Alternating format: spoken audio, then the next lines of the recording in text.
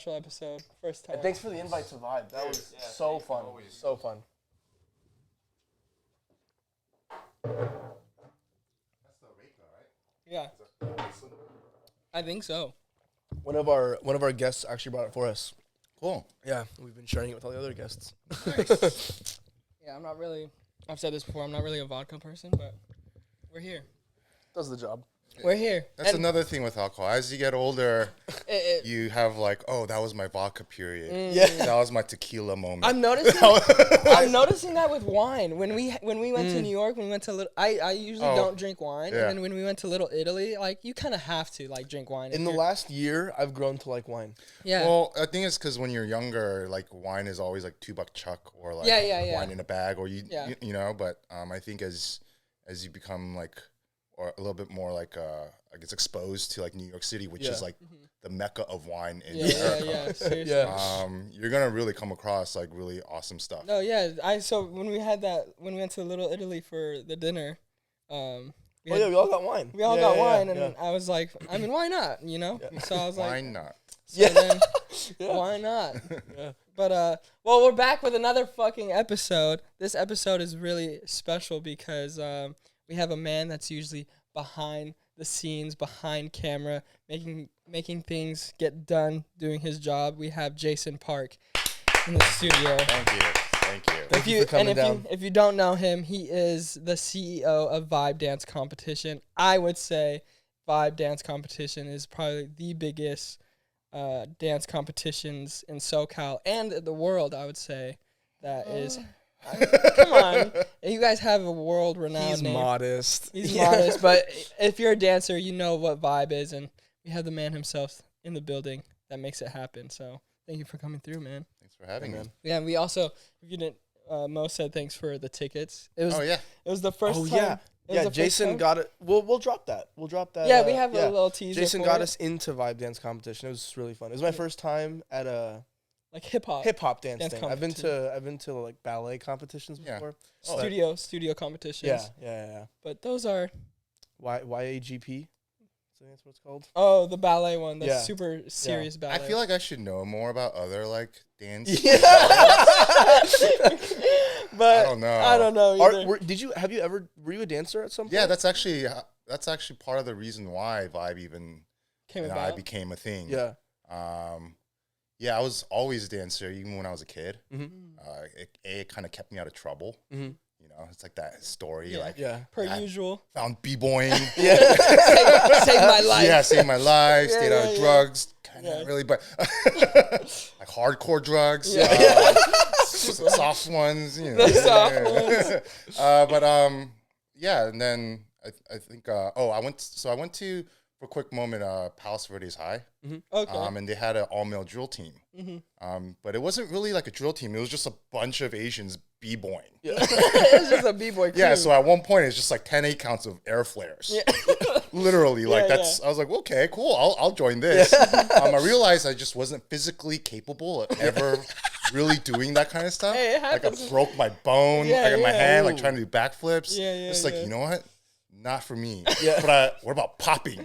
Yeah, you don't have to break your bones for You that can't one. really, you can't really hurt yourself from popping, right? Yeah, So yeah, how about that? And then got interested in that, and then I came to UC Irvine because one of the older guys I knew told me it was a party school, and that was a big fat lie. Yeah. That was a big fat lie. Yeah. Yeah, it's too late. I'm already.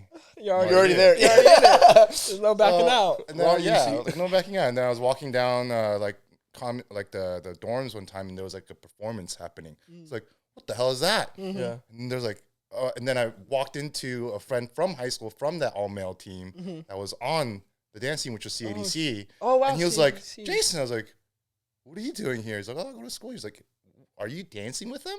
So, yeah. It's like, this is a thing. People do this after high school. I want to do this. That's fire. So I tried out. I didn't get in. Really? Yeah, I didn't get in. So then I partied with CASA. It's like the Korean American Studio Association. And then there was like a freshman dance off there. Okay. Where you just kind of compete against like UCLA, Okay. USC, all of them. And it just like started like exploding for me. Like the drive. I think because that year was me. I was on it. Yuri Tag was on it with me. Yeah. From Kaba. And then I don't know who watches who's your demographic for this? Most artists. Just all artists. But mainly, I mean, of course, dancers, because I mean, I'm from the dance world, a big handful of it, but majority is dancers and just artists in itself. Okay, because I don't want to just like talk about people and like, like who are talk about him. What's he talking about? No, talk about him. Okay. Talk about him. And then so I got kind of like addicted to that. And then next year, actually, funny story. That's how I met Mike Song. Oh wow. Victor Kim. Wow. And Anthony Lee. Wow. So when they all came on board because they were the freshmen, I was like, oh, we got this one in the bag. No, we got Anthony. They're fine. They're nothing. They're nobody. We did not. We did not have it in the bag. We did not. That's crazy. We lost. Oh, Damn. Hey, it's okay. That was and I think that was like a moment that just shook everybody. Like we're like, oh. Because they were freshmen, you said? Well, it's always freshmen against freshmen. Oh, okay. You can't so once you're done, like you just kind of recruit the next year, and you kind of, yell at them in a parking structure for a bunch of weeks, and then get them in shape and you throw them on stage, and that's what it is. Usually, you never get dancers. Yeah. Right. You get some. I mean, in these days, you'll get someone who's like a cheerleader or had been in strip. Actually, back then you did. Now a lot more people dance. But so when we got like these three guys, that were and then Victor's like, just like living on his head. Yeah. And you got Mike Song, who's a viral like dancer. Like all these people, like we're like, oh, yeah, we got this. Except we didn't know how to really corral this talent. Yeah. So it just kind of like fell apart, and all of a sudden we threw like this hodgepodge of a routine on stage. I think at one point Victor Kim came on to Little John, and all he did was like a bunch of tricks. It was just it was weird. It not was organized. Weird, yeah. And then I think UCLA heard about who we had, so I think they were like, "Oh, we got to get like it was like the underdog, like Mighty Ducks story." Yeah. And they just came hard, and we were like, "Oh, crap." So, life lesson, talent really doesn't take you far. You heard it here first. So, but damn, you've been connected with Anthony and Mike for a minute then. Yeah. And then we became really good friends. And then the following year, I joined CADC same year as Anthony. Okay. And then we became like pretty close for a long time. Wow. Yeah. That's crazy. So when did you kind of fade out of dancing? Oh, gosh, I think that was when did I move to New York? 2014. So sometime around 2013, 2014. Did something happen that you were like, I kind of want to do something else? Life. Yeah. Same. That's fair. Very fair. Well, I always loved dancing, but I didn't really ever think it could make me money. Your career. So I never, I never dedicated it, which also, like looking back, meant it was never really a true passion. That just meant it was a hobby. Right? Yeah. So I think when I graduated, like in the thick of the 2008 recession. Okay. Which was a lot of mistakes on my part because I purposely stayed longer in school. Just dumb. I was like, I can always get a job when I leave. You got the rest of my life to work. And then, boom. Yeah. Wait, what was your reasoning for wanting to stay longer? Well, because I was like, what's one more year in school going to do? I'm going to hang out. Yeah. I'm going to live like my youth. Yeah. And then I'm going to work for the next 40, 50 years. Yeah. Why am I rushing it? Yeah. Bad decision. That's fucking hilarious. Bad decision. Got completely kicked in the jaw on that one. To make matters worse, I loved art. So I was an art major. Also the worst thing to graduate as in the recession. Like no one, all the marketing departments are getting cut. It was like, so the worst time. So I was just doing anything and everything to try to like hustle. Gotcha. I think I was like juggling like 2-3 jobs, like constantly, like whatever I can get. So like dancing is not really going to be my main focus. Yeah. And this was like, I think I was still like doing like random stuff with like Kinjas. Mm-hmm. Anthony like asked me to be like in part of some of his projects. Oh wow, that's dope. So I would dance with them. I think I tried to do Maven. I don't know if Maven was around for, it was like a exhibition, like Okay. the older people team that don't compete anymore. Mm-hmm. So I danced with them for a quick minute, and then it just like kind of fizzled out. And then we were doing a bunch of Kinja stuff, and then I think it was like obvious that Kinjas were like getting more and more serious. And because when we first started, it was just like friends like dicking around on stage. Yeah. I think that's verbatim what Anthony said. Yeah. I think he literally said it was just a bunch of us dicking around on stage. What do you want? I mean, you guys are taking shots on stage, like Yeah, exactly. Like, what else can we do? So as they were getting more and more serious, I was like, I don't know if that's like for you. for me, because A, like, that's not the path I want to go, Gotcha. and B, if you guys are trying to get more serious, you guys should be like recruiting like Real more serious yeah, like yeah, talent yeah. For sure. as well. And then I think one time there was a time when they went, "Yo, anybody want?" It was like a group text. I think it was like for Body Rock. They're like, "Yo, we're getting band together. We're gonna do a performance there." I was like, "Yeah, I mean, I'm down to like kick the dust off the shoes and like let's see if I still got it in me." Back into it. But the thing was, like, I was going to the rehearsals, and like the rehearsals are always at night, like 9 p.m. to 2 a.m. Because I don't think we could afford studios. I think we're there. People were just letting us in during off hours.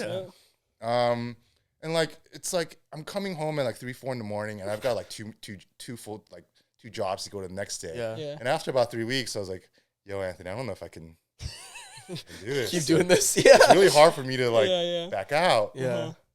But like this is like your guys' thing, and like that's when I really felt like, oh, the difference between was, someone super serious and then someone is kind of just like a hobby, right? Like I'm not in school anymore where I can just do this and not go to class. Very fair. Very fair. But yeah. Is that when you moved to New York? Yeah. That's actually a good question. That was actually like a thing. Like, so I think that was June when Body Rock's always like May, June. Yeah. I moved to New York mid-June. So that's pretty much, that was like me saying, not really sure, especially if I'm moving. It's like now I think that was like the close of the chapter in my life, and now it's like, you know, I'm gonna go to New York, and I really wanted to do it one more time just with them. But like, they had like 4 more weeks of like rehearsals or something, and I was like, dude, I am like dying. And I feel like I should pull out now before I get really like a little too deep in there. So then I moved to New York with my then girlfriend, who is now my wife. Oh, nice. So it's not like it's the same person. Nice. Yeah. Was there a reasoning to go to New York? Well, when I first met my wife, we had always like, that was just something that was like both of us that kind of clicked on. The idea of like, I'd love to like just see unroot and go live somewhere completely like out of my comfort zone. Because it was like, I think it was like 28, 29. I was like, when am I going to get a chance to really do this? You know, if I end up having a family, you can't just like unroot the kids and start living wherever you want, you know? So I was like, you know, this might be the last opportunity I get to do this. So I was like, that was already in my kind of like my system, and happened to be that was kind of where her mindset was at. Originally, we wanted to do Chicago, but I had Chicago on my like weather app. He looked at the weather real quick. He said, "Let me see this. What is this about?" Have you guys followed? I mean, I don't expect you to. Have you guys ever followed Chicago weather? No, I just know that shit cold as a mother. I didn't know. That was the first time when I didn't know weather can get that cold. I didn't know negative 17 was a real fucking temperature. I thought that was like from the science books. You know, like just science. I was like, what do you mean negative 17? Negative? Am I just that spoiled from California? I've heard like negative 5, like maybe 0. Yeah, it was just like, I was like, this is like crazy. So then we're like, what other city could we like compare to? I was like, I think I would like to try out New York too. Yeah, New York. So I had New York, and I was like, okay, 30. That seems doable. Still crazy. Yeah. but not negative. Yeah, you don't see that negative symbol. Yeah. I So, mean, what is that? Like, that's not going out. So, that's what it is. So she had a work trip here, I think, sometime like a month before we had decided to move. And we I'm into New York. And then we went and I followed her and we just fell in love with the city. Like, this is perfect. And that was when I was like hardcore into my restaurant industry gig. Yeah. So New York was already kind of in my book. That's why Chicago was there too, because those are two like huge restaurant heavy cities. So it was like a no-brainer for me to go. This is it then. Were you partnered with restaurants in New York? Not partner so much. It was just more of like a career, like a front of house management. Oh, sick. Okay, cool.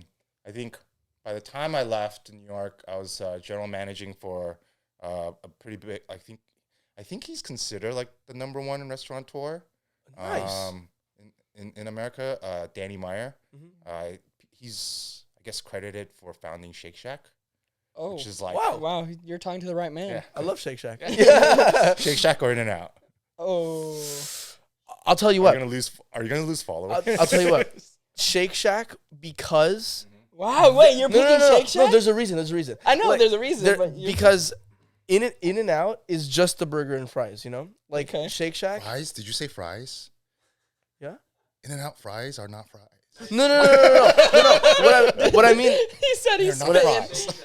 That's what I mean. What I mean is like there's. Damn, he said real quick. In-N-Out don't have no fries. He said, "You really saying In-N-Out has fries?" Though? I like options. You do like options. Shake Shack has options for fries. They have options for burgers, and they're delicious. Yeah. Yes.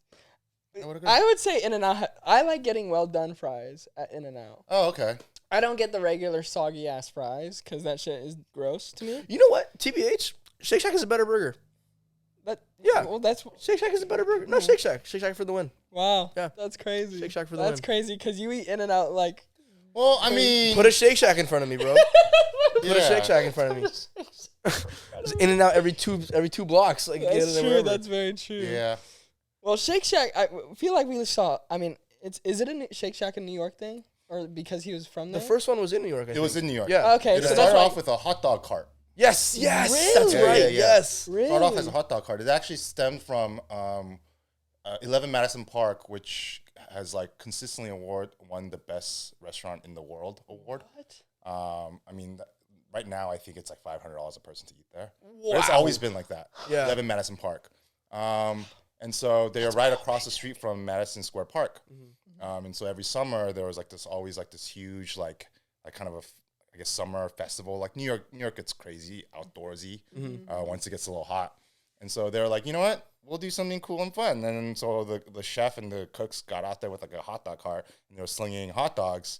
And it was just like it exploded. It started exploding. They're like, whoa, we got something going here. Yeah. So if you go to Madison Square Park, that's where the original Shake Shack is. That's which sick. is like a brick and mortar. We were just there. We were just there. Yeah. That's crazy. So it was it was a hot dog, and then the burger became the thing afterwards. Wait, so you're saying you were managing his one of his restaurants. One of his restaurants. Out in Chelsea. Okay, so but how'd you get into like the food industry? Like, cause I mean, from your background, you said you were an art major, and you did, like how did that come about? It goes hand in hand if you really think about it, because I couldn't find a job. I needed to make money, and what's the one industry that pays more than minimum wage, and you don't really have to have that many experiences? Restaurants. Yeah. So it was always kind of like my side gig that pays the bills, because it was like I found these crazy restaurants where I would work, and back then, like, I would work a 5-hour shift and get paid like $200. And like, that was like what? Oh my gosh, that was like 15, 16 years ago. That was a ton of money. Yeah, that was I was gonna say, back then. I feel like it's still a ton of money. It's like 40, 50 bucks an hour, right? To be honest, yeah. So I was like, I would work like 3-4 nights a week, and that was more than enough for me to like survive and have playing money and whatever. And that kept going on year after year while I was trying to like jumpstart everything else, everything and anything, you name it, I've tried it. And then after a while, I started going, you know what? I kind of enjoy the restaurant thing. Yeah. Like, I'm kind of good at it. Like, It's kind of fun. And I've always had an interest in food. Definitely a lot of interest in the beverage side. Yeah. So I was like, why don't I try it? And then there was a Fig and Olive opening out in Newport Beach at Fashion Island. Nice. Okay. And so I went to an open house, got the job, and I remember sitting in training, and the head bartender was giving a whole lecture on how alcohol is made, like vodka, whiskey, tequila, all the different things, and literally it just clicked. I was like, this is it, because I think that was the first time in like 10 years that I paid attention to anybody. That was like a lecture That's or like so educational. Yeah, I was like, wow. Yeah. Like I put my notebook away and I was like, I don't even need to write notes. Yeah. Like, it's making sense. That's crazy. So it just started like unraveling from there. Gotcha. And then so I got to work in New York. There I became a sommelier and a wine director. Oh, and a general manager. Wow. Yeah, and then it got to a point in New York where, like, space like this would have costed us $5,000 a month to live in. Yeah, and that's if you can find this. We're learning that now. Yeah, yeah. It was arm and a leg. We couldn't save a penny, my wife and I. If no matter what we tried. Yeah. On top of that, we were lucky that we had each other to split a studio space. Right. Yeah. Like I don't even know how other people were surviving. Yeah. No. Yeah. And then our parents were getting older, and then we're just kind of starting to talk to each other. Like, what are we gonna do? Like, our lease is coming up. Do we commit to New York? Because if we do, like, You gotta. yeah. Because Hustle. I was I think 33, 34. She's about 28, 29. Like that means we're like really like now planting into New York. Yeah. Am I gonna take the promotion? Like, what are we doing here? Yeah. She's like, honestly, like I think it's time to move back. And I was like, thank you. Finally. So I'm so ready to like see some money left over. Yeah. Account. And also just like I was just getting so exhausted, like flying back and forth. You were going going Visiting back and family? forth. Yeah, like family, weddings, my parents, just vibe. It was just like nonstop. It was starting to get really like a little too much. So then we moved back, and we moved back 2019, and literally COVID happens 6 months. Wow. Yeah. So it was kind of like a blessing in disguise, For because sure. from what I've heard from my friends that didn't move, In New York. yeah, they literally got stuck in their apartment for at least for several weeks, because that was like the epicenter of everything, right? Yeah. So they were just stuck there, and that was when nobody knew what the hell was going on. And so it was just like, holy crap. Yeah. All the subways got shut down, so you couldn't really go anywhere. They said it was like almost like in solitary confinement. Damn. That's insane. And not making money and still trying to survive. Damn. Yeah. Wait, if you don't mind me asking, how old are you? Ooh. You said that was We can cut this out, Jason. I'm just kidding. 37. that's insane. 37. Dude, Yeah. you look like 21 still. The trick is don't have kids and drink a lot of wine. Yeah. Dude, the secret to youth. Dude, I'm writing that shit down. I got one of them down. Don't get kids. Never. Just kidding. Wait, so you said you were coming back for Vibe. So you took over Vibe while you still lived in New York? So let's get into that. Like, how did Vibe come about? Because obviously we got into you were a dancer before, but how did Vibe when you took over? Vibe was actually fun. I know he was on your show or this podcast a little while back. Arnell. Yeah. Arnell was one of the man. original people behind the idea of Vibe. So Vibe was actually part of a on-campus fraternity at UC Irvine. Yep. And I think Arnell's roommate was part of that fraternity. Yes, he was. Wow, you just clicked the So Arnell, they were like looking for an idea to like fundraise, and Arnell was like, "Why don't you try dance competition?" I think because that's when I don't know if you guys know, but hot import nights. Yes, my dad used to work that. Oh, My dad used to work for Gretty. Yeah. So he was a big part of Gretty. So part of hot import nights and all those car shows, they would have a weird, not a weird, but a small little dance competition section on the side. Small world, you know that. That's crazy. And that's how Cabo Modern was doing, and then that's why Arnell was like, "Why don't you try with doing something organize something like this? I'll Just tickets." for dance. Yeah, you know. Yeah. There's in Irvine, back then was like the only place that had like multiple dance crews. Like, yeah, that was the mecca of when would that have been? Like 30 years now? Yeah. Like, I'm not trying to put an age on 20. maybe that part you could, I don't know. But especially back then, that was non-existent. Non-existent, you know? for sure, for sure. So that started growing, and as that grew, like I think when I started school, it was about the 10th or 11th year, and for some reason, it just kind of went back to back to back. Someone from CADC organized a vibe because he was also in that fraternity, and then someone else I knew that was a dancer that had joined the fraternity.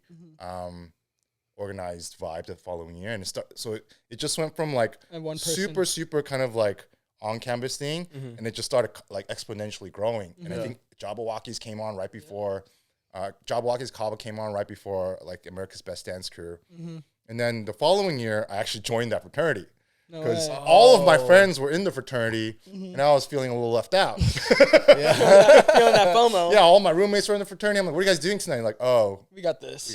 I'm like, cool. What about me? Yeah. So then I ended up joining, and then obviously as soon as I crossed, they're like, well, you should be the next guy who directs it. I was like, absolutely. I'd love to, because I think I had a lot of like things that I wanted to change about it, because I think my biggest gripe was that it was organized and coordinated by a group of guys that mainly didn't really know the community. And I felt like there should be somebody bridging, because like no one's really like, there's no hospitality behind it. There's no thought for the performers, which this is all kind of surrounding and focused on. It just felt like a fundraiser. Which is, I get it. Like that, they don't really know. And they're now looking back, they're college kids. They're like 18, 19, 20. Didn't even realize that. So I really wanted to try bridging that gap and trying to put together a show, or at least an experience that at least the performers had a great time with. And that would be it. And then I graduated, and then the guy that started directing it after me, because you have to be in the fraternity, because it's like an on-campus thing, right? He was my pledge bro, and he was like trying to do it, but he obviously was like didn't really understand the struggle. Like it's like just the logistics of it was like overwhelming. So some of them weren't dancers. Like okay, that makes sense. Some of them weren't dancers. It was just lucky that there was a that couple that just kind of in that fraternity. Back to back. Got it. And then so he called me up. He was like, "Hey, I need your help. Like this is way over my head." Like he's like, "I don't know who I'm supposed to call. Who even?" He's like, "Who am I even supposed to call for judges?" Like, oh, that makes sense. Like, why would you know? That does make sense. That takes so much time to. I mean, if you're looking from the outside, how do you know who to call? Who has the qualifications and the shit? And this was before social media, so you can't even go on and swipe through and see like who's got followers or who's like doing well. It's like you're like completely in the dark. So he asked me to help him out, so I was like, okay. I mean, I'll help you out. I just have one request. He's like, what? I just give me like a time slot. I was like, why? I was like, I don't know. And then I was like, I got a couple friends who might want to put together a show. Wait, so are we talking? So there he's like, yeah, do whatever. I don't care, man. Just do whatever you gotta do. In fact, take care of the entire lineup. Take care of the judges, and then we'll just figure something out. Just direct the show pretty much. Yeah. This is like I don't know what I'm supposed to do. So I was like, all right. So then you take care of some of like the back end, and I'll take care of like all of that. And then so I called up Mike Song and Anthony. Oh, okay. So this was this This is I was like, hey, if I give you guys like a slot on the show, would you do it? Would you guys do it? And this is I'm assuming this is Ambu Black Ops. Yeah. Wow, that was I was gonna ask, when did you start doing that? Was my first year. I watched. Oh. It was the first time I ever went so to. You watched the year after I started getting involved. Wow, that's insane. That's crazy. Yeah. Circles just came together. That's crazy. And then the guy after my friend asked me to help out, and that kept going on for a couple years. Yeah. And then the fraternity got in trouble on campus. Yes, I think that's what I was telling you. That's how I remember the story. Yeah, so they got in trouble from campus, and and this was also in some of the other dance competitions were taking random like hiatus, like a break here and there. And then I noticed when they came back, it was like a complete drop off from years before because it's already hard enough for one person to do it and to carry it on from the previous year. You take a couple years off, it's like You lose the momentum. You lose all momentum, Yeah. all the knowledge, all the experience, and now you're literally starting from scratch. Yeah. You know, so I think I got noticed that we might not be able to do Vibe for at least a couple years. I was like, I mean, I think we're just gaining momentum right now. I think this is like we can't lose momentum and steam, guys. Like if we take a break, I don't know if we can come back. Yeah. Because this was also when I actually wasn't sure if the like competitions were gonna really be a thing still. Because I kept seeing a decline in like ticket sales. Like, I felt like maybe people just are losing interest in this, or maybe it's becoming more niche than it already is. Yeah. So I just told him, hey, if you guys don't mind, like, can we just operate on the side off campus? Yeah. Because we gotta keep the thing going. Yeah, not a Just gotta campus keep, thing. yeah, we just gotta keep the light burning, you know? Yeah. For sure. Like for at sure. least dim it. And Yeah. get the, you know, Have a little spark. Yeah, keep the flame going, you know? Yeah. Otherwise, if you lose it, it's gone. Yeah, for sure. So then that was the year we moved to Segerstrom. And so that's how we ended up there. Wow. And when we got there, we're like, This is amazing. Yeah, I remember the Yeah. first year at Segerstrom. I was like, wow, Vibe is like on another level. Yeah, man. Like I remember walking into Segerstrom for my meeting with their staff, and I was like, "Holy crap! Are they sure? Yeah. Am I sure? Yeah, I was gonna say how was that stepping into that auditorium or just in that realization? Like, did you have doubts after? Like, were Oh you like, yeah, dude. I how are was we like, gonna do this? Like, I was like shaking. I was like, I don't know if I can manage this. This is Yeah. crazy. yeah. I had the opportunity to actually work with another pretty big venue in Long Beach, the Long Beach Convention Center. Oh yeah. With we did a small show Encore. Oh, That okay. we're trying to like spin off. Uh-huh. And again, I think that was another testament to we don't know if competitions are really viable financially. Yeah. But when that happened and I was talking to Segerstrom, they just like were like, look, we'll figure out what it takes to get you guys in here because we really want to reach out to the local community, like the smaller guys, because all they do is a lot of Broadway musicals. Yeah, like right? I know They're they big shows. I know they had Wicked, right? I know. Yeah. And I'm like, boys. Crazy Boys, yeah. you sure? Like, You sure you just want to have us community there? yeah, too? like Just, what?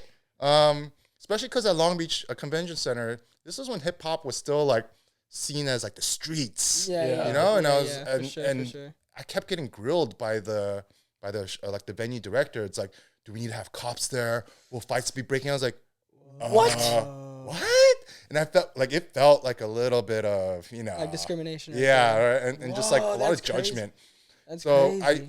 I just came out of it with like not a good feeling. Yeah. So I was kind of hesitant with Segerstrom too because I was like, oh, are they gonna like be looking down on us? Like, yeah. like I don't want to have to do this if we have to like prove ourselves. Yeah. Yeah, because the community is such a good, like, It's- positive, Yeah, for sure. like such a safe place. Like I feel like just because of like I don't know. But they were like, look, we've been actually watching you guys because they're neighbors, you know. Oh, Long Beach Convention. No, not Long Beach. Segerstrom. Segerstrom and UC Irvine. Oh, So yeah. they've heard of us. Yeah. Yeah. So they're like, dude, no, okay. we've had our eyes on you guys, and we Okay. love to have you guys Wow. That's at our sick. venue. And I was like, okay, Yeah. absolutely. Yeah. Sounds good. Yeah. I was like, but I don't know how much are you guys because you guys Yeah, I was gonna seem say. like an arm and a leg. They are an arm. I mean, Long story short, it makes sense though. This shit is really fucking nice. Yeah. Like, Yeah. it's well deserved. Like, Yeah, so that happened, and then it just kind of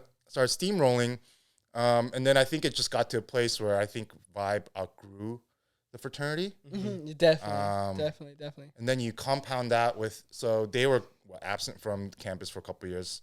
You add another couple of years from COVID, and it's just like if I feel like if there wasn't anybody kind of helping oversee like the continuation of it, this would have been gone long Yeah. ago. Yeah. So Facts. that's kind of how it came to be. And then I was still running in New York, so that's why I was flying That's back why and you're forth. going back and forth. Yeah. And I remember I started overhearing from the grapevine that a huge dance show that is on TV now. That rhymes with the world of Lance. Oh, got it. Yeah. Was looking to buy Vibe, and I was like, way. what? I was like, no. Yeah. Amen. Wow. Amen, brother. No. But then I was like, Amen. oh crap. I don't think we have anything like in set to protect us. Like they could have just been like, Bought it. not even bought it. They could have just started their own. Called it Vibe. Nothing we can do to stop it. Kind of a thing, Wow. So I was like, oh crap. I think we gotta like start putting things together. Like, Yeah. Like, can't just like be on some business. Real, yeah, right. Like, Can't just be doing this on the side and then because like I mean, if you Google the word vibe and dance, there are a million hits. Like there's what Vibe Hollywood. Oh yeah, the convention, like, the dance convention. Yeah, there's a ton. Like there's a Vibe like studio. There's a Vibe Yeah. studio. So there's a lot of vibes. Yeah. That's also dance related. Yeah. Yeah. We all know So- what the best vibe is, though. Yeah. We all know what So the it was best like vibe is. I was like, oh crap, I gotta at least like do some paperwork. Yeah, Or real, get like- legitimize this so that Yeah, there's yeah. some sort of barrier. Yeah, for Yeah. sure, for sure. So I don't even know how serious this was, but the rumor alone kind of scared me. What year Yeah. was this? Maybe 2016, Okay, 2017. yeah, that's when I remember for me when I really started seeing Vibe go crazy, like when we had that social media and stuff was definitely like 14, 15. It was going insane. Yeah, I think a big thing was the company. The company The and company- the company when they did the There was that one set, and it Yeah. just like I think that went viral Yeah. overnight. yeah, and then definitely the orphan set from Cookies. Yeah, so that's Interesting. it started compounding, and Yeah. then I think so we've just been lucky. Yeah, for sure. I just think we've just been lucky. It's like all the credit goes to the performers. Definitely. So just really always humbled and like appreciative that people view us in a good light, and so like that. So me and my team, we always the team and we always try to like give that appreciation back. So it's like I think that's our focus almost every year when we plan. Like, what else can we do to enhance the experience, at least for the performers? Like whether it's a production, like what can we do to better the production side, so that there aren't any hookups. Are we giving them enough time, space? But then at the end of the time, which sucks, is that we're a business, Definitely. and we're even more of a business because I went ahead and had to legitimize it. Yeah. So now You're paying other shit. Yeah, other but things. if it goes in South. debt, that's literally Yeah. my social security yeah, that's all. tied to it. Yeah, And so I feel like sometimes like people don't really see that See that, connection yeah, or like yeah, the for sure. decisions that we have to make. Mm-hmm. So it's like at the end of the day, we can't just run amok and just run a bill Yeah. and then call it a day. Yeah. yeah. And then even more so because after COVID, we got hit pretty hard. Yeah. So COVID was like not kind to us because we had to cancel. Yeah. And we were already, Yeah. I think we canceled like 2 weeks before. Yeah. That's the year I was supposed to. I was about to practice with Vimo. Yeah. So and then that news hit, which I mean I think like what you said, give the dancers credit and stuff, and sometimes they don't see it, but I can speak for Danielle for sure. Like she understood that point. Like, you know what I mean? Like it hit super hard for everyone. Yeah. But like definitely like that year it was like crazy, especially like what you're saying for Vibe. Yeah. It was pretty tough. I mean, we were already like, we were pot committed, but what are you going to do? It's pandemic. Yeah. But what compounded that, because I could have taken that loss and called it a day. Yeah. Now I can figure that out. But what didn't help was Vibe Juniors was a month before, and that was a sellout show. But the ticketing agency that we use filed for bankruptcy. Oh. Literally when the shutdowns took place. Oh. That's Wow. that's tragic. So we lost everything. That's tragic. Wow. Yeah. So okay. it was just like, like a soft punch and then Yeah. bam! That's Oh fucking crap! And then I got laid off what? Wait, because what? I was in the restaurant industry. Yeah. Everything's Yeah. getting shut down. That's the first thing you're gonna do. This is when you moved back, or still yeah, when this you- is when yeah, I was, okay. was already here. So I got Yeah. laid off. Wow. So everything was just like literally. Yeah. I'm like the start of March. I was like, on a high. Yeah.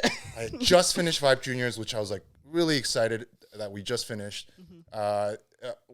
We all thought it was like it's like really starting to gain steam. Vibe Juniors, like because until then it was just I think we all felt like kids come, parents come, that's it. Yeah. But I think that was the first time Wait, where what like, year was this, Vibe Juniors? 2020. Oh, that's the Yeah. year I didn't do it. Is that the year? I think the last That's one right, was you came- 2019 yeah. or 2018. Because that's 2018. Yeah. You came with Izumi. Yeah. right? That was my last year. So 2020 was the first time where we actually saw like just kids in the crowd, like that looked like they were just here to like I was there that year, though. yeah to watch. Yeah, and I was I like, was there that oh year. crap! It's like it's turning into like an actual event. Yeah, something. Yeah. So it was kind of exciting. And then we had put together the vibe lineup, and I just thought it was one of the strongest. It was one of the craziest my vibe heart lineups. was pounding out Like, of my dude, chest. like I was even hyped to just even perform on this. yeah, I It kept was wondering insane. like, these people really want to come Yeah. to this? I just like every night I was like, oh my gosh, this is crazy. And like, and I think we sold it out in like a week. That It was just like I woke up one day, it was all gone. Seats. And I was like, that year. and I even called them. I was like, Is this real? Yeah, no, it's like, this is real? there something wrong with like your ticket? Like your box office is like, oh no, it's all gone. It's like, oh, Holy shit. Yeah. oh shit. And then so I was talking to the team and my wife. I was like, this might be like a turning point for Vibe. Yeah. You know, like if this is a steam that's going to keep going. And I want, I want to start, puffing the smoke. Yeah. See what can ignite. And then that happened. And then I got laid off. Domino. And then it just that hits. yeah. And then I got hit with the even harder reality because a couple months later, I thought I had COVID. So I thought I had COVID because I think COVID was the first time I heard shortness of breath being like a symptom of a disease. For sure. I just thought, I never got shortness of breath. I just thought I was out of shape. Like, oh man, My stamina's Gotta get to the gym. I was like shortness of breath. Yeah. And then so one day I woke up. Usually I wake up and I'm like, do I have COVID? Do you have COVID? No, it's a hangover. Yeah. No, I'm good. Oh, I wish I had It's that. hungover, right? That's so funny. And then one day I woke up and I was like, shit, I actually have a shortness of breath. And I was like, couldn't like really breathe. And I was sitting on the couch. And I was like freaking out. I was like, Michelle, like lock yourself in the room. Yeah. Like Right and away. so I tried to find somewhere to get tested. And back then you couldn't really.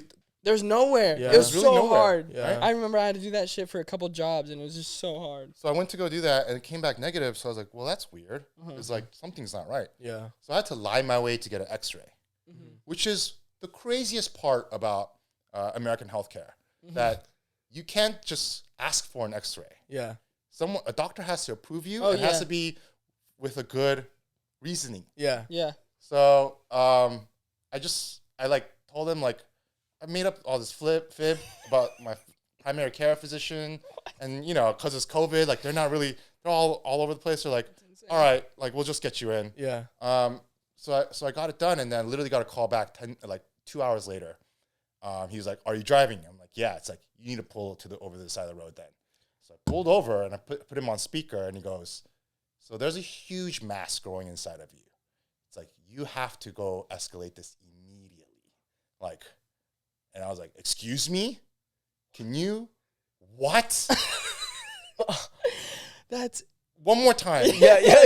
but slower and in English. Can you explain that? Yeah. Because what? Yeah. He's like, yes, I can't tell you what it is, but there's something that's large and massive and it's growing inside of you, and you need to go figure out what this is because an X-ray alone doesn't say much. Yeah. It just says there's something there. I was like, holy crap.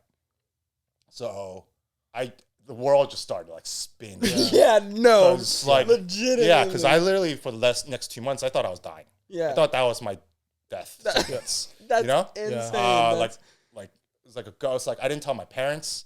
It was just me and my wife trying to figure shit you out. don't want to freak. Yeah. We weren't actually even married yet, so I had lost my job, meaning I don't have health insurance. Dude, it was just like the world is on fire right now. That's insane. And then the thing is, like something like that, it takes them a while because they don't want to just like tell you. Yeah. which I get. Yeah. But biopsies, all MRIs, those things take a while, especially during COVID. Yeah. You're not allowed to get even, anything done. Yeah, I didn't Yeah. even think about Right? that one. So 2 months later, I did find out that it was benign, but they're like, we got to get this thing out of you. It's Yeah. like about to crawl into your spine, kind of. Yeah. What? And if you wait any longer, then we've got to do Some all spinal. sorts of stuff. Yeah. What? All sorts of stuff. And once that happens, like It's dunzo. it's a wreck. So I went through that surgery, which ended up being a 6-month recovery. Jason, what is going on? So come next February, literally a year after, 2021. yeah. So that whole year was just like, like it, and the explosions got louder Yeah. and louder and louder and louder. That's crazy. And then when I man. finally like came out of like the recovery, which was like the most intense, like 6 months of pain that I've ever got, like it was mind boggling.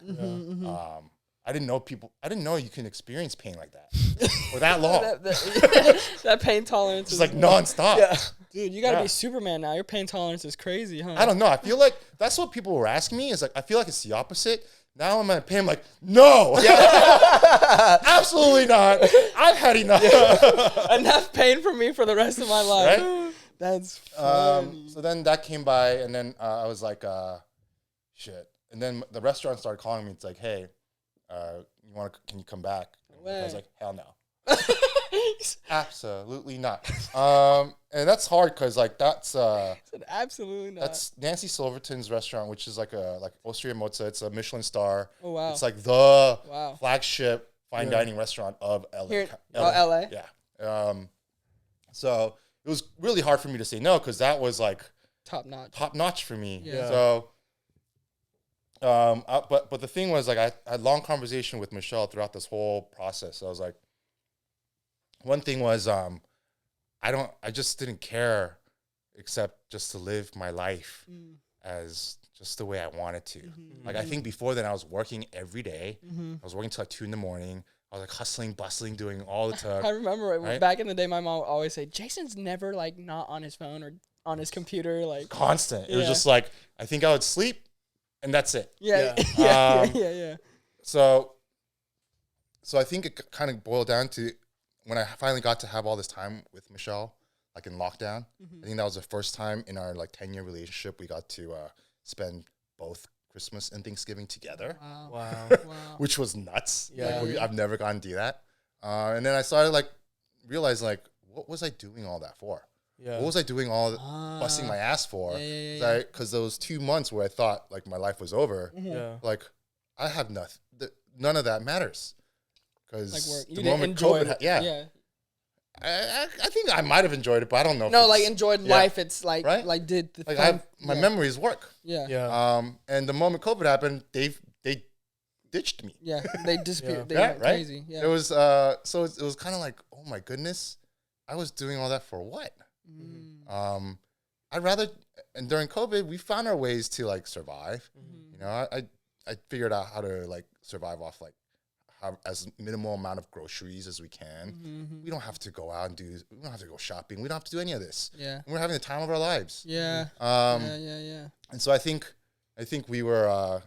I think I just kind of like came to like a life changing like realization. Like I just want to make the most money I can dollar per hour, but work the least amount of hours as I possibly can. Maximum efficiency. Exactly. Maximum efficiency. If I can work like 20 hours a week at like $2,000 an hour, Great. I'm good. So it's like when people are like, "Oh, would you do this job, but you have to work like 80 hours a week?" Nope. Yeah.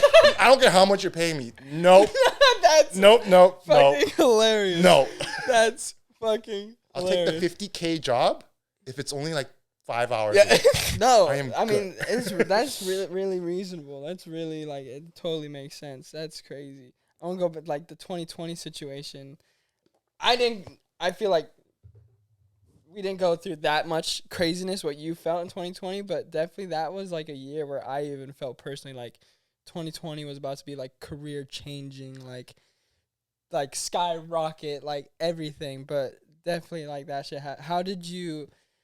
Obviously, like you're going like mentally. How did you go? Like see the light at the end of the tunnel, especially like with Vibe. Like how'd you even meant like wanting to come back to Vibe? How'd you? Like, with your even with your health, like how'd you see everything mentally? That's a good question. You're asking some good questions.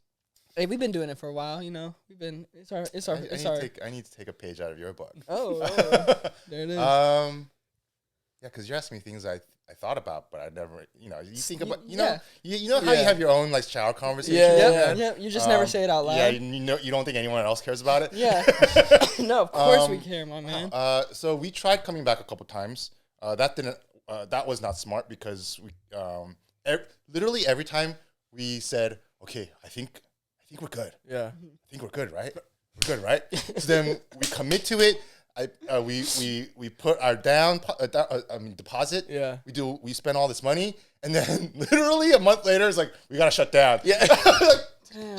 That's what I'm saying. Like how do you go through that mental like? So after we tried 2 more times. Both of them shut down. So I was literally in 21. I'm still in the red, but I was like digging myself in a huge like pit of debt. Yeah. Just throwing debt on top of debt and burying that under more debt. Yeah. And then at a certain point, I think this year, I was like, looked at the teams like, do we want to come back? Do people want this? People definitely wanted it. I mean, I don't know. I guess they do. Hindsight after, but I don't know. We're like, is there something left? Like is there some gas left in this? Yeah. So we're like, you know what? Let's just try one more time. Because if there isn't, let's at least give it a nice send off, and that we gave it one more go, and that'll be like our like moment. If it is, then hey, we'll have a conversation after. So we finally committed, and I think I still went, oh, what if we get shut down again? So every time, once I lock the date in and I pay, every time I hear any weird, like, small little, like, COVID news, I just get PTSD. They wouldn't give you your deposit back? Well, I would just carry it over. Oh, okay. But that meant I would have to do another event. Right. Yeah. Yeah, makes sense. Yeah.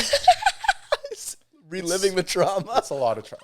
It's usually like I just like once Vibe is over, I just like close the door. That's funny. On silent. All right, well, how happy? Like, how did you feel with this Vibe?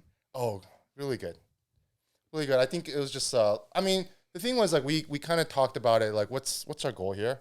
And I think our goal for all of us was we haven't been on this bicycle in a minute.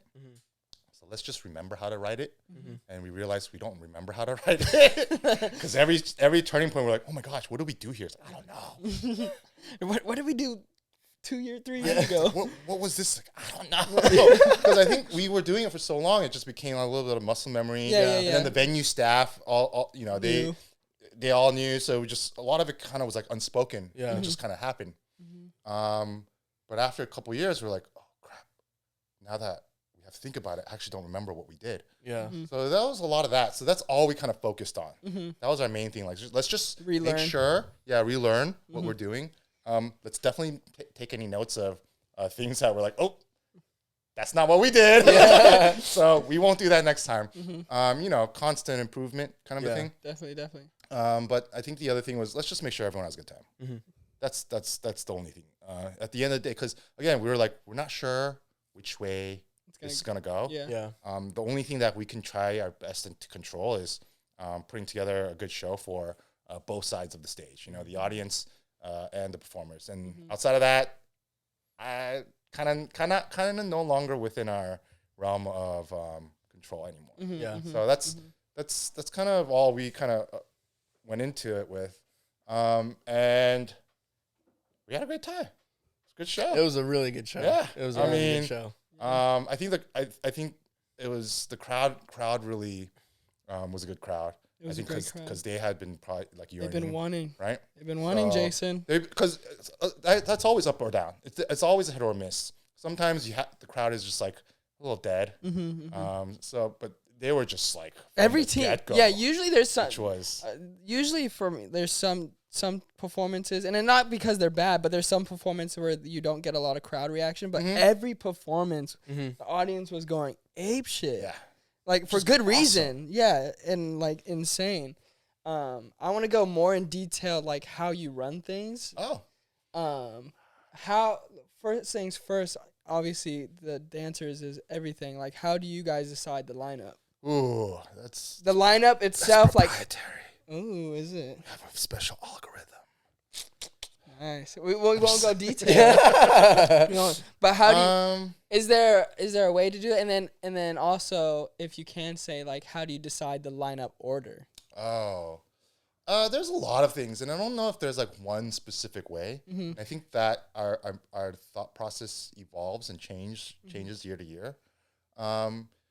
We try to give as much credit and credence to the fact that it's a community-based show.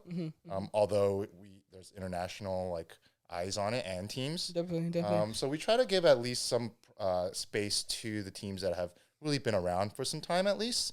Like Haba, Yep. of course. Team Millennia, Yes, of course. like teams like that, like they're all the pretty strongholds of the community.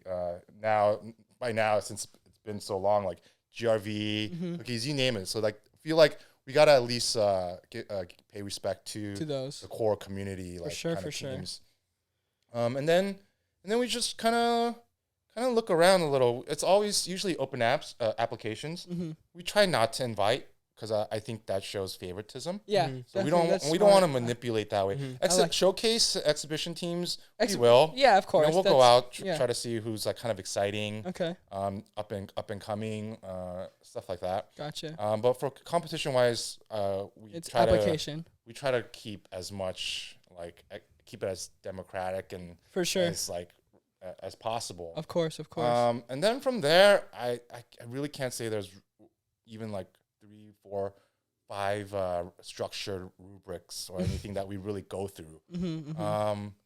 We ourselves kind of try to filter through a lot, mainly because we'll get like 70 applications and like 40 of them are like just like a solo dancer from India or Africa or somewhere far, which I'm not sure they really understand what it is or the event is. I think they're just trying to get their name out. For sure. So we just kind of have to filter through a lot of stuff. It's like I don't. Yeah. No. Yeah. Damn, but 7. I didn't even know there was 7. I didn't even know there was 70 teams. Well, again, some of them only are 30 of them are teams. Yeah. Some of them are not even dance. I'm like, what is this video? Yeah. So we try to filter through a lot of that, and then from then on, we try to give our at least kind of like thoughts and opinions, and then from there we have a couple advisors that I won't name, but they kind of help chime in a little because we also want to be a little bit more look outside of our community a little bit. Yeah, share that community with others. Definitely. As well as try to keep it somewhat diverse. So it's not just kind of like aggressive, like street style dance the whole way. Yeah. Which gets really hard for us sometimes because honestly, that's why I think that's the biggest challenge because it's hard for us to say who's better than the other because it's so different styles. It's so subjective, right? And even at Vibe, which we no longer call like hip hop dance, we completely only say dance. Even that is like such a big world. Like we don't know how to really compare. So it's really hard for us sometimes when we go, man, that team's so good, but so is that team and that team and that team. Like we can't have a 10-hour day. Yeah, facts. The line has got to be drawn somewhere, but where that line is so hard. Yeah. And so every time we decide, is this the lineup? I think all of us lose sleep for a couple weeks. Yeah. So I always, we lock it down. And announce it for at least 2 weeks, Wow. just to give myself and everyone else Sleep a on little it. time. Yeah. And go. They come back and go, you know what? I don't know what I was thinking about that team. Or like, you know, Makes sense. we need to get them. Yeah.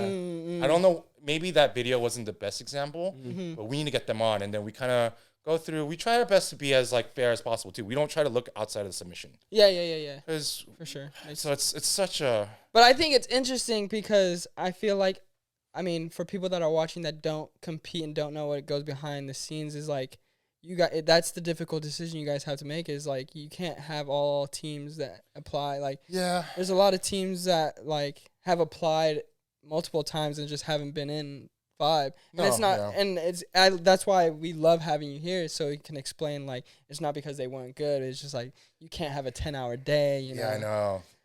And so sometimes I get super happy to have seen certain teams like evolve, like just like start blowing up. So I'm like, yes, Yeah. like I've been rooting for you guys to like so that we can collectively like be like we need to get them on board. Yeah. For So sure. that's always like a cool and awesome feeling.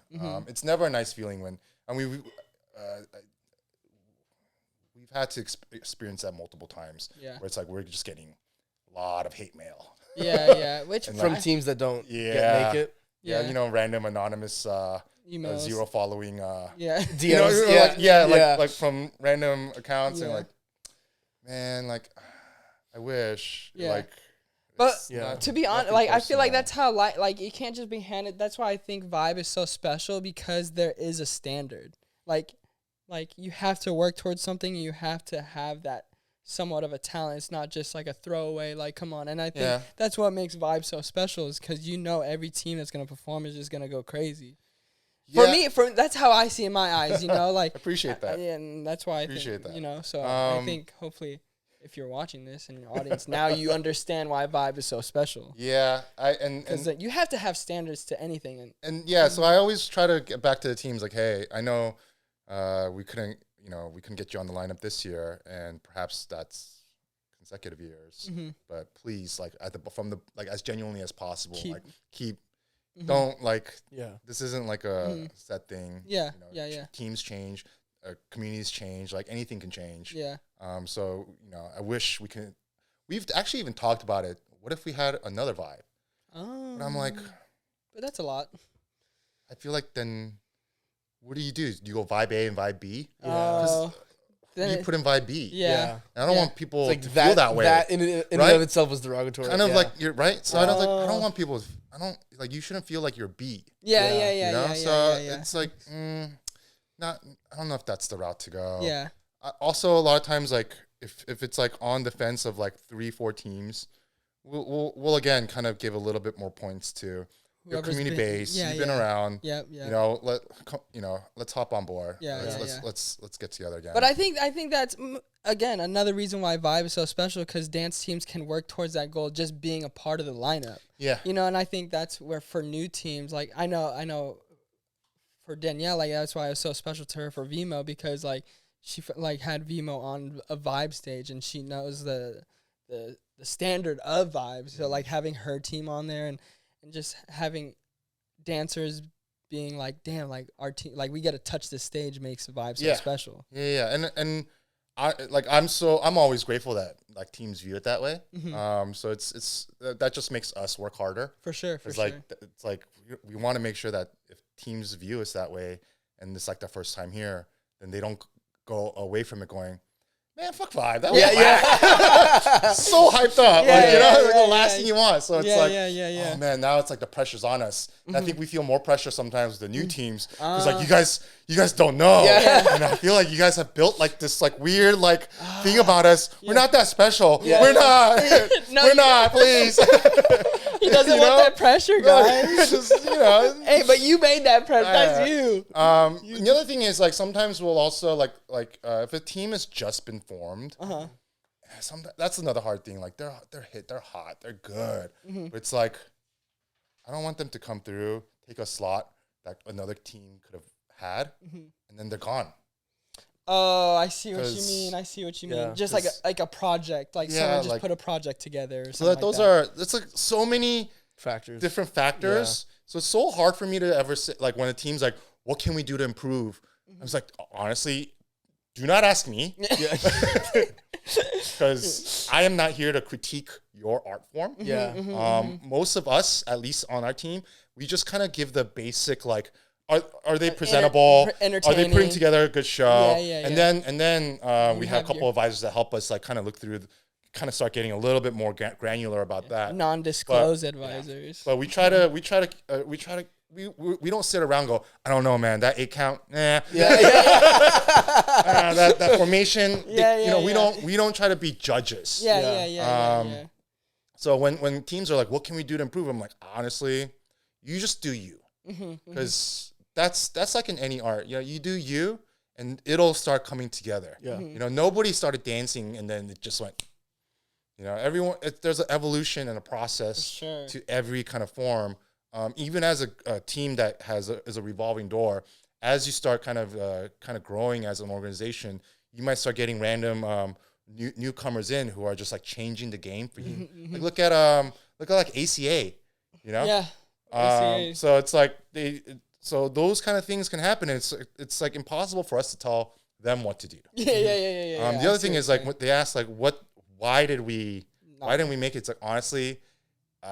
This year was insane. It's always insane. It's always insane. And for me to tell reasons why, it's like there's not one reason. And it doesn't just it's so deep and complex that it's really impossible to even explain. And I don't know and I always think like honestly like in their shoes too, you don't want to know. Because I don't feel like what we are thinking is what. It doesn't help you in any way. You shouldn't be trying to change your way just because we set this and then some other people helped us make these decisions and perhaps you were literally like on the edge. And all it was like shit. We can't have 17 teams. Makes sense. Out of these 6, what do we do here? Right? Well, we've got 10 teams, and honestly, their style is kind of similar. So maybe we take this one, which is a little bit more unique. It's so many different things, man. But I think it's very good you're saying this now. Another reason why I wanted you to come on, because to explain to like even the audience and some of the dancers that even they're new from Vibe, like I mean, I'm sure you didn't even know anything what he just. And honestly, I just had the thought. What you're talking about sounds like a casting director. Literally, it just sounds like casting directors. No, but I think it's a great because I feel like I might be mistaken. Like you never explained this. No. Ever really. Well, I've never been on a podcast. That's why it's so special. But like I hope I appreciate you thinking this is like a safe space because it's not a safe space. You're in danger, but thanks for thinking it's a safe space to let us know all this. Pranked. No, I'm just kidding. No, but Where's another shot? No, but I really appreciate you thinking saying this is a safe space. You can say this because like it does. It does blinding lights like it's like an interrogation. I'm like, is my entire like is it just gonna be me squint? I mean, I'm already Asian, but is it just gonna be me squinting the whole time? Exactly. No, but I think people, it's a good time. I feel like now it's a good, people need to know what it takes to behind the scenes, because it is the dancers for sure, but I wanted to give you the credit you deserve. It's a lot. Every minute of that venue is so high pressured. Because if this year. Again, it was one of the things we forgot. We went over because it's a unionized venue. We have to give them a full hour break. And the workers? We went over by 1 minute, and as in 1 minute, as in like seconds. We didn't get them out of the sound booth, their staff, on time, and so then we got charged another hour for. It was an hour paid hour break all of a sudden. Just for 1 minute? Yeah, because they're not. Because they're not going to lie. Yeah, they're not, So I was like, and then an hour in that venue is... a lot. It's expensive. It's an arm. It gets more expensive because after 8 hours, it becomes overtime. After 12 hours, it becomes double time. Well, Well, this is why we giving you credit now, man. You're going through all this stress. You made a great fucking show. Yeah. If you're watching this, if you perform while watching this, this is the man who put you on stage. Now I want to go into other things like how do you decide the judges? Oh, that's a tough one. And then how do you decide judges? Because we also talk about Vibe Juniors. Is the Vibe for Vibe Juniors? Is it kind of same process with the lineup? Same process. We don't get 70 applicants though. Yeah. We get like 15. Okay. So it's a little bit more. Yeah. Manageable. But still, it's a similar process. Gotcha. But we completely kind of lower our barrier of entry. Because it's a junior competition. Yeah. We don't want it to get that high pressure or stress. Yeah. For the scare them away from dance. Like, I already feel bad with like Vibe. Like I don't want to break some kids like spirits. Yeah. Just I can't do it anymore. Make them quit dance entirely. Yeah, and I always get all these emails like, oh, can our 19-year-olds please compete? They just turned 19. I'm like, no. You can't do that. I'm sorry. He said no to me. I know. I was like, really? No? Yeah. I was gonna compete. Sorry, man. I was gonna compete with Izumi. What's the age cutoff? 18 and under. Yeah. For Vibe Junior? Yeah. Or like you they wanted to compete in junior as 19. Yeah, I wanted to. Or like you had to have. We'll say yes if you just turned 18. Turned 19. Oh, okay. Because there's 19-year-olds like our seniors in high school. Yeah. So we got to figure out. I was about to turn 20 when I was doing it. So we gotta, we get that, but it's like he told me no. I was like, hey, I want everyone to hear. I said no to Dylan. Yeah. No favorites. Yeah, he said no to me. No favoritism. Yeah. No favoritism. Even though he's here and I've known him for so long. No. He even said no to me. So don't think. Oh, wow. I actually responded. I didn't leave you on red. Well, I mean, I don't think you texted me. I think it was like your application. No, I think you told Izumi, or I think you told my mom. So I was like, that's fair. That's fair. That's so funny. That's very fair. But how do you get your judges together? How do you judges? We for juniors and regular. We like a good mix of them. Have always been kind of the judges that we work with pretty often. Yeah. Like Anime, like a lot of the Quest guys. They kind of come in and out. Same with Kinja's guys like Ben Chong, Bing. They come in and out. We also try to figure out there's some dancers who don't like to judge. So we kind of try not to invite them. And I get it. Like they don't. I know it becomes a lot more deeper and complex. Because now they're the ones telling the dancers like you did this wrong, or you know. So it becomes a whole thing. So I know some dancers are a little bit more open and they want to be kind of that voice or that they want to help, and some of them don't. So we already kind of grow into that. And then we always try to keep it as odd of a panel, like odd number, because if there's ever a tie. You gotta have some sort of majority, simple majority. Gotcha. So we at least do that. We try anything and everything to keep it as diverse in all sense of the word diverse. Yeah. Literally all sense of like sexuality, gender, styles, communities, everything. Yeah. Like so it's like we try to as many perspectives. As many. So it's like we're trying to hit the whole entire Venn diagram. Yeah.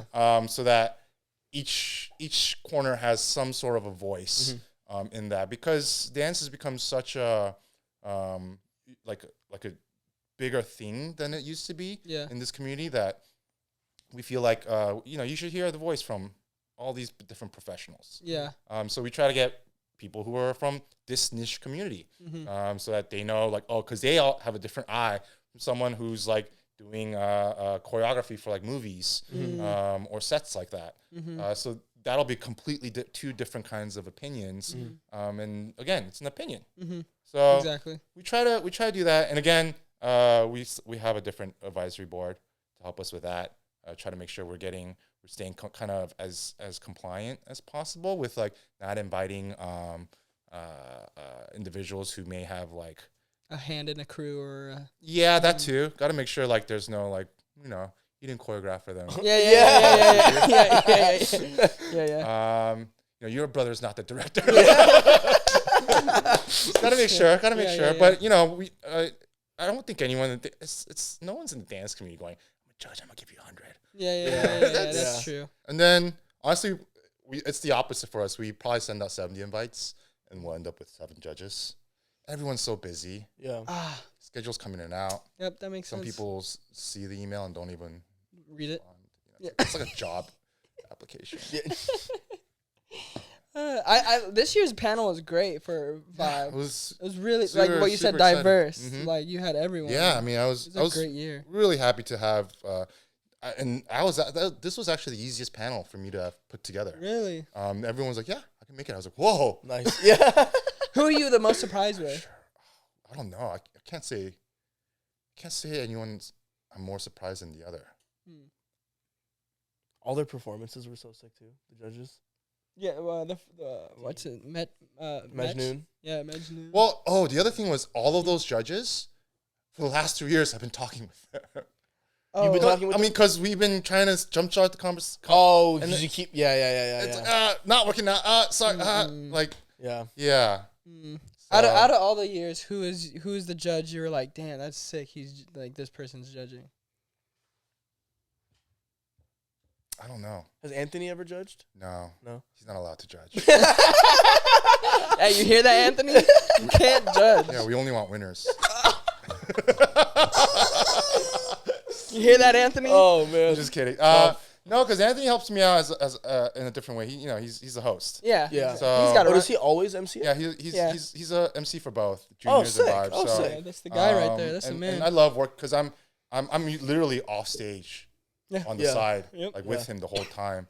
And so it's like I think we have we just have this understanding and we know how it goes. Yeah, right. Yeah. So I never feel like I have to like shy away from something I have to tell him. It's like, yo, you gotta keep it down, or like tone that side down. It's like, oh crap. Or like he's like, hey Anthony, pick it up. And then there's never like a weird like, don't tell me. Yeah. He totally understands and he knows what we have to get through for the day. Yeah. So it's like, that's why like I love having him like be my other side, because like every time I walk out there for anything like to pick something up or give him a shirt, the entire world just goes blank. Like, I'm like, oh my gosh, I need to get off now. Get me off this guy. It's too many eyes on me. You threw shirts this year, didn't you? I know. He but usually does. the thing was, I used to perform. Yeah. I'd vibe. I mean, yeah, like, but when it was but back I in the realized day. like, oh wow, I really didn't care. Yeah. Now I'm like, ooh, Too many eyes on me. So funny.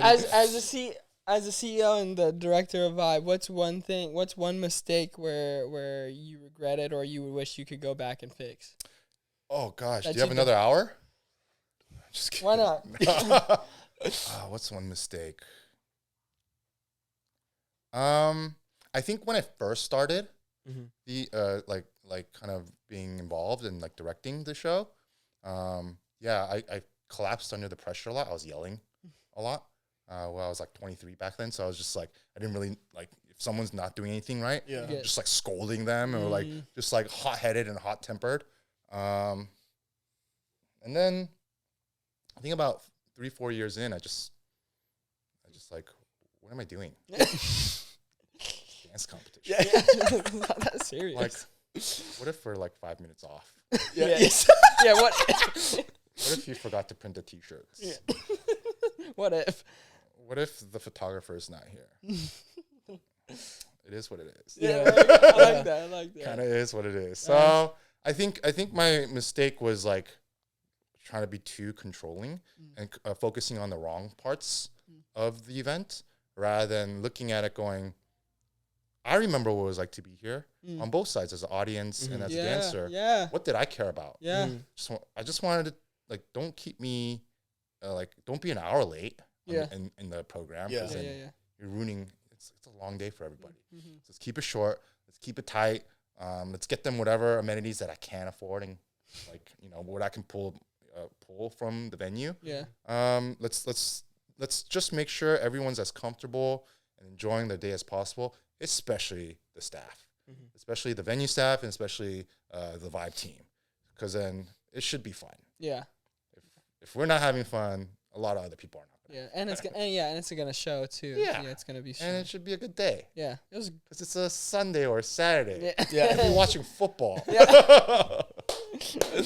Like Vibe Juniors was on Super Bowl, and I was like, Oh yeah, my mom told me that's that was wow. the only day. Hey, And I was like, I love you and respect you, but you can't. dude, you you can't don't miss me. understand. I'm diehard football fan. Yeah, you can't. You can't make me I skip know. Super Bowl. I mean, also We had a Super Bowl party here.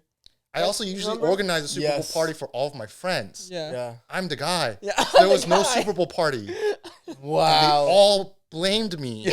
I'm like, you guys can do it yourselves. Like, Yeah. no. No, it's you. It's only you. It's so Just funny. like if there was no you, there'd be no vibe. That's how it goes, man. We'll see. No. Well, yeah. I have a question. End of the Question question. of the day. Let's see. I kind of have one. You have one today? It's not gonna be crazy, No, go for it. but it's gonna stir the pot a little We bit. always ask a guest like a Question of the day. question to end the episode on. Favorite year of Vibe and favorite performance of all time. Oh, I know. Akashi Breakers. Wow. What year was that? I don't remember. No. They all blended. me. About? Honestly, they all just start blending. Yeah. I'm not kidding, man. I was like organizing the trivia because we're trying to do like some trivia, like Yeah. who won the most vibes and stuff, and I was like, Yeah. Oh, I got that wrong. I know, but yeah, Akashi Breakers. Kashi Breakers are fire. They What got was that? 2017. Yeah, they got like third place or They got third place. Yeah. And they were from Japan. They were just like breaking their heads Yeah, and but breaking their arms. they were just having the time of their life. Yeah, they had a It's good. sick. Yeah. And I've never seen like the crowd was just like eating them up. Mm-hmm. Everyone's eating, like I've never seen that much enjoyment Mm-hmm. from a group of people to dance Wow. Nice. and just be That's there. sick. And That's so that I think I like that memory still like lives on. All right, favorite year overall. I know you said it mishes all together, but like if you can remember like a year where you're like, yeah, that was a crazy vibe. I think this last one. Vibe? This last one? Yeah. This Nice. last one was really good.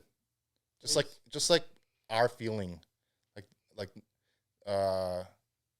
the teams the teams themselves too, but us as a team, Mm-hmm. we've never kind of came out of the event going, huh, that one really felt good. Yeah. Because usually because we see all the shit that's happening, Yeah. by the time like it's midnight on the day of the event, we're done. Like Yeah. there's Just some exhausted. there's been at least 3 years where we barely pulled off the show because everything's like on fire. Like not literally. Yeah. Actually, there might have been. He doesn't know. Yeah, everything's just like, oh my gosh, are we gonna be? It's like 4:50, 10 minutes, and then I get a call. It's like, hey, Jason, do I start the timer? It's like, I need 10 more minutes. Just I'll let you know. And then all of a sudden, it's like, I can't find Anthony. I can't find one of the it's just everything's like shits the fan every year. Yeah. Also, for some goddamn reason. Show starts at 5, right? Mm-hmm. For some reason, at least once a year, some human being always thinks that's the time that they should text me going, hey, so like, can I get some tickets? My mom said that to me this year. She's like, you better not. It wasn't about like getting tickets, but it was like, don't text Jason at all when the show starts because he's doing this, he's doing It's that. so funny. It's so funny. I'm like, Is it too late to get tickets? every year, someone, one time it was my wife. She was in timeout. She was like, how do I get in? Where do I get my tickets? I was like, Michelle? We're on. Like the show is on. the show is live. That's so funny. Yeah. But this year just felt like we were like 5 o'clock roll through, like, oh. No text. Everything's fine. He's like, Dylan, goddamn texted me, bro. I just kept waiting for something to happen. Yeah. Something's gonna happen. No, And the fact that I'm waiting longer and longer, it's like, I bet you it's gonna be big. Whatever's gonna happen, it's gonna be huge. And it's gonna be bad. No, I was even nervous to text you like 2 weeks before when the tickets came, like 2 weeks before the actual show. Oh no, that's fine. I know, but the show got sold out That's we. why I was like, oh fuck, I don't know if I can take all of you guys, and I was Yeah. like, fuck, but he pulled through. That's my guy right there. But thank you for coming on, man. Yeah. Yeah, Jason, for thank having you. me. Really appreciate it. Love man. this That was episode. I usually don't like to talk, but you guys are good conversations. Yeah, thanks, man. Hey, we appreciate it. Like I said, thanks for thinking this is a safe space to say all these things about Vibe, behind the scenes things about Vibe that's not And about your life. and about your life, of course, but necessarily with Vibe because it's not really talked about. But I think it's great to talk about it because Vibe is definitely a huge part of the community. I don't think it should ever go. Thank you. It's a huge part of it. I have one question for you guys before Ooh. we leave. At the start of the show, I think you said it was like I was like a big surprise or guest or something. Not a surprise, but Special. Happy to have Special. you on. Yeah. Who's more special, me or Anthony? Whoa, whoa. And that's look at the time. Look at the Anthony, look away. Anthony, look away. Anthony, take the headphones off. Man, look at the time. We gotta go. That's crazy. So funny. That's crazy. And that's our show. No, Thanks, guys. in both ways, you guys are very special. Because I've known Anthony as my like mentor, and then you always helping with Vibe, and for me like with the Zoomy and stuff and everything, letting me perform. And because I was the only that answer is me. because I was the only performer for Izumi that wasn't from Japan. Oh, sick. I was the only U.S. kid, so That's actually sick. Damn. it's a fun fact. But yeah, thank you again for coming on. Thanks, guys. I know you're not huge on social media, but we got to plug you. Oh. For people that are listening, where can they find you? Even Vibe, like the website, like how can people? Oh, just Vibe Dance Comp, COMP. Actually, follow at Vibe Dance Comp. Don't follow me. I don't like anything interesting. No, follow Jason. He's the man. Just like randomly complaining about people in cafes.